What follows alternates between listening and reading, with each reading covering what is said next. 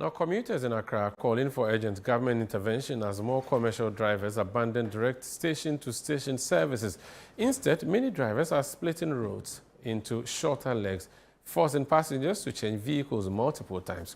This results in higher cumulative fares, longer commute times, and mounting frustration. Drivers are also accused of delaying departures until peak hours to cash in on demand.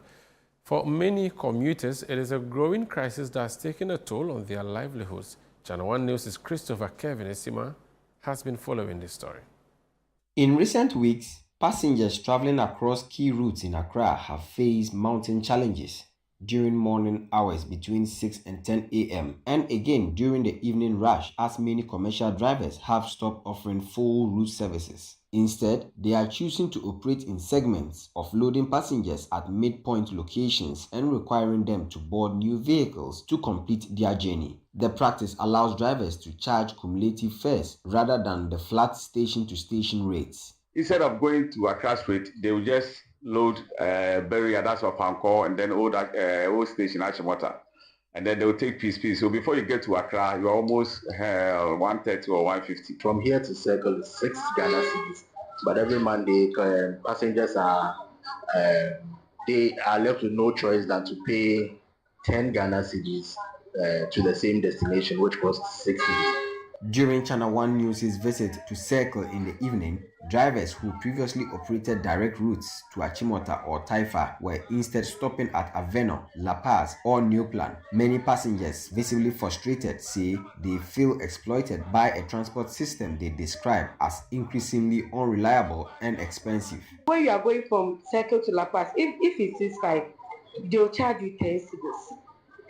You understand?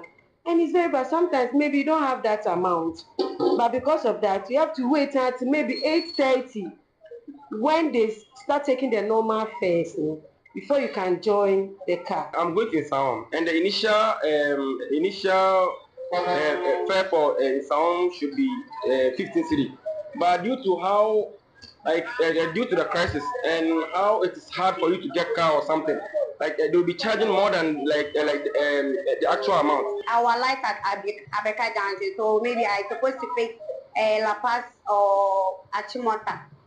So if I alight at Abeka Junction, they're supposed to take 4 cedis, but they will tell you that La Paz straight or Achimota straight 10 cedis. Some loading boys, however, blame passengers themselves, accusing them of encouraging the practice by boarding vehicles who choose segmented trips over waiting for full route vehicles. Driver in car bar for no price or pen or the my SAM load it is a driver in a price, you need to me be a say, yeah, the bill do can price or no nipano or pay. You can't tell them for them on over the but most of the passengers from every day, one can take that almost for our own With frustration growing, many commuters are voicing their concerns directly and filing complaints with the Ghana Private Roads Transport Union (GPRTU) and other oversight bodies. The Concerned Drivers Association confirmed to ChannelOne News that they are aware of the issue and are monitoring the situation. People intentionally load even in the evening, straight, like as you said, they'll say Kaswa straight, Kaswa 20 cities straight, Kaswa 20 cities straight. Instead of even 10 cities or 12 cities, they'll make it 20 cities. All these things have been brought to our domain, in which we're working at. Some commuters are turning to ride-hailing services and shared taxis for more direct and reliable travel. Others are walking longer distances to avoid additional transfers and costs. They urge the GPRTU and government agencies to crack down on non-compliant drivers and enforce transport regulations. We are aware of this short system. We are also aware of some people takes advantage during rush hours. In the morning, they will take the approved fare, then the evening during rush hour, they inflate the fare. We are aware of all these things, but by then, we cannot solve all these problems at a go.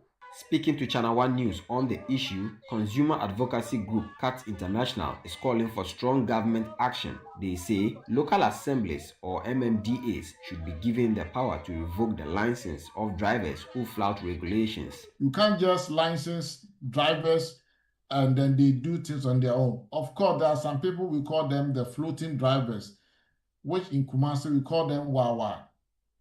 And this is also the time that the police should also prevent the Wawa, so that every commercial car that operates in this country must be licensed by an assembly.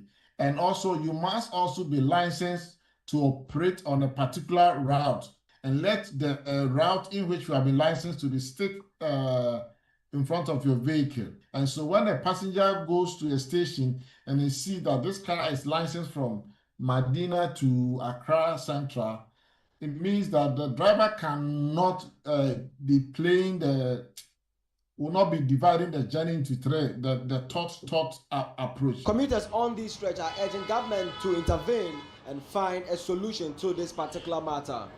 For now, they have no choice than to endure this particular ordeal, as there seems to be no urgent solution. Reporting for Channel One News, I am Christopher Kevin Asima.